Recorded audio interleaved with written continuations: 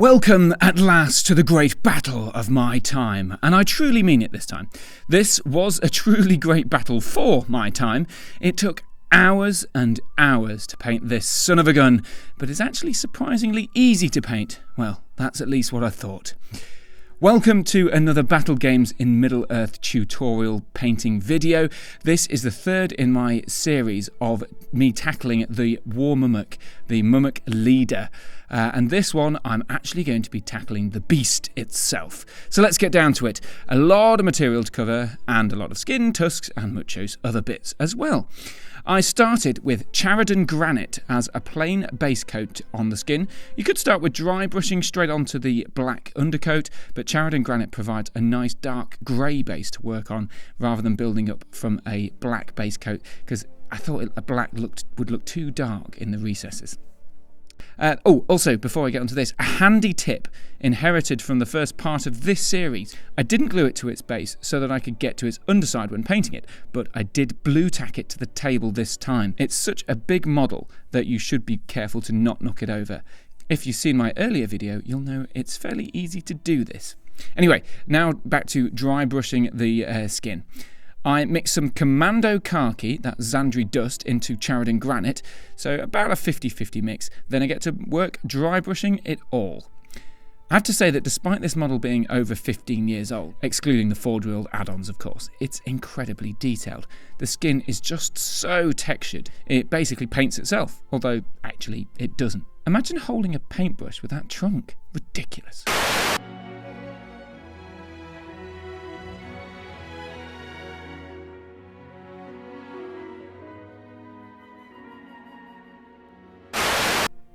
Oh, okay, maybe not.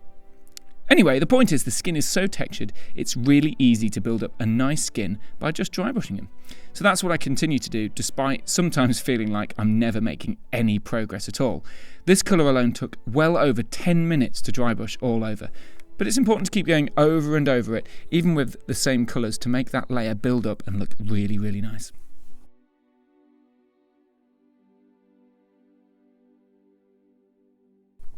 Then I move on to Administratum Grey, which used to be Fortress Grey, and do another Mammoth dry brushing session.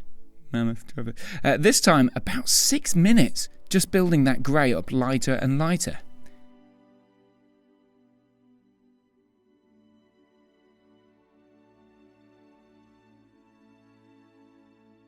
There you go, the skin is now pretty much done. So on to the next job. This is quite the task.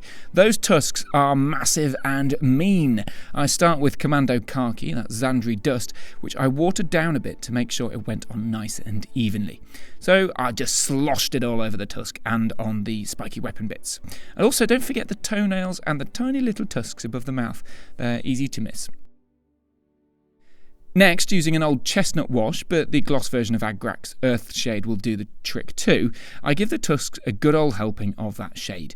Don't forget to let the tusk completely dry first though, it'll mess up the effect completely if you don't. Again, the toenails are important to remember here too, just to unify the whole model together under a marquee of unreality.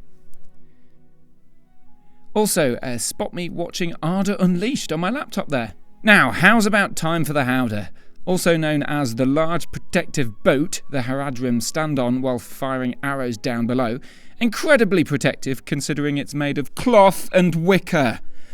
Still, I painted in scorched brown, or Rhinox hide if you're using modern GW paints, but it's pretty watered down. Now that's partially because I'm scraping the last of this paint out of the pot before I consign it to the bin of history, but also because it helps get into the texture of the wicker platforms. 3 cheers for 2 birds with 1 stone, or should that be 7 stones? Then I move back onto the tusks again by returning to the original shade of Commando Khaki or Xandri dust, and this is just dry brushed onto it. Then shortly after, I continue building it up by using bleached bone or Ushabti bone. Here you can see just how slowly I build up these dry brushing layers in real time. Also note that I'm painting against the grain of the tusk to help ensure the wash shines through beneath. With the smoother tusks, I made sure to paint the highlights, leaving triangular areas of the previous layers showing through at the bases, so it kind of blends together nicely. You could use wet paints and blend it together, but I'm not quite so adept at that yet, and so I stick with this if you can. Now we return to the Kevlar wicker basket howdah. I mixed a batch of paint of Bestial Brown, that's Mournfang Brown, and black to start dry brushing the wicker itself. It actually doesn't need to be that dry a dry brush, but I wanted to leave some of the darker brown showing through the crevices. But as you see, as it progresses later on, it's actually going to become quite a bright orangey brown eventually. I know, sorry, spoilers for later on in the video, what am I like? Then, continuing to build up that highlight, I add Commando Khaki, that's Andrew Dust, to the mix, and I keep on dry brushing. Then with Doombull Brown, or Dark Flesh in the old GW paints, I start building up to that reddish brown for the material, protecting those in the howdah from bowfire, somehow. This is, again, quite a heavy dry brush. Similar to the wicker, I just added some Blood Red, or Evil Sun Scarlet, to the mix at about 50-50 ratio, and then did another fairly heavy dry brush, so only a bit of that dark brown and some of the Doombull Brown shows through. And I leave it there. You could keep highlighting it up and edge highlight it, but I think it looks quite good as it is, so I left it there. The ropes all over, including the rigging I added at the end, are all painted in Graveyard Earth or Steel Drab Legion. At this stage, by the way, I started painting substantial amounts without the camera in front of me. It's such an unwieldy model that having a camera in the way was proving tricky, so apologies for cutting the time-lapse short somewhat. Again, with Agrax Earthshade, I took on those ropes, which probably I would have been wiser to do when I was painting the tusks in the same colour, but hey, these things happen. Now finally, adding a bit of colour to proceedings. With the little flags at the end of the howdah, I painted in Nagaroth Night Purple. Going back again to some more earthy tones now, I worked through a really important detail here by dry brushing bleached bone on all the bindings, all those ropes and riggings. It's essential you catch every little bit of this binding. It's just everywhere, it's absolutely bloody everywhere. But without it dividing up the large swathes of grey and brown, the model can look really naff. So make sure you really scrutinise the model. I know it's massive, so it's easy to miss little ropes here and there, but really scrutinise it and make sure you dry brush every last rope. Amazingly, we're onto some pure details now. The Mumak Warleader comes with the upgrade Sigils of Defiance built into its profile, so you kind of have to have a bash at doing some sigils or war paint on the side of the beast. I start by drawing vague shapes onto the skin in red gore or Mephiston red. Teardrops are good, they're easy and they fill in the space in a normal kind of way at the top of the legs. And you can imagine, you know, a team of Haradrim sort of on little ladders painting something big like that on, but not something too detailed, because let's be honest, if you're right next to a Mumak's legs, you're going to want him to finish off quickly. So anyway, I carefully start painting patterns on those. Then I actually start painting some black patterns onto those big patches of red. I do things like snake patterns, eyes, and what look vaguely like manga ninja faces. I kind of just doodled a bit, but it may be worth having a better plan in mind before you start doing this on your £75 model.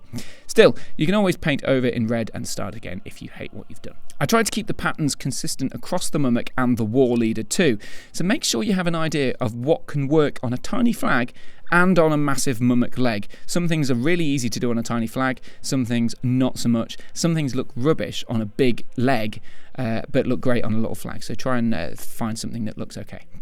Then a very fiddly process which could have been done at the start or the end, as I've done it. Having rigging in the way while painting isn't ideal though, so I left it till the end. Basically, I went to a model shop and bought model boat rigging, because it's a nice size, but any old string would do if you can find it this sort of right thickness. I tie a bit around one of the pointy posts and secure it in place with super glue. It's fiddly, I'll be honest.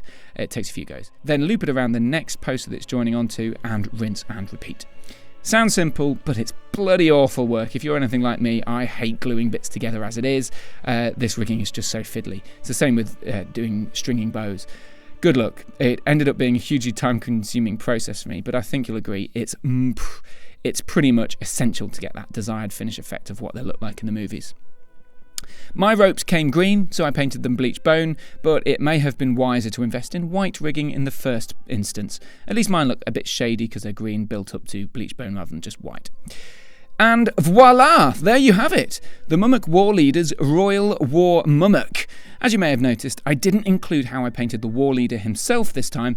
That's mainly because it was impossible to get the camera in a convenient place to film the guy sat on top of the howdah and not make a mess of the paint job. So in the final part of the series, I will show you how I painted the Warleader himself using the dismount model.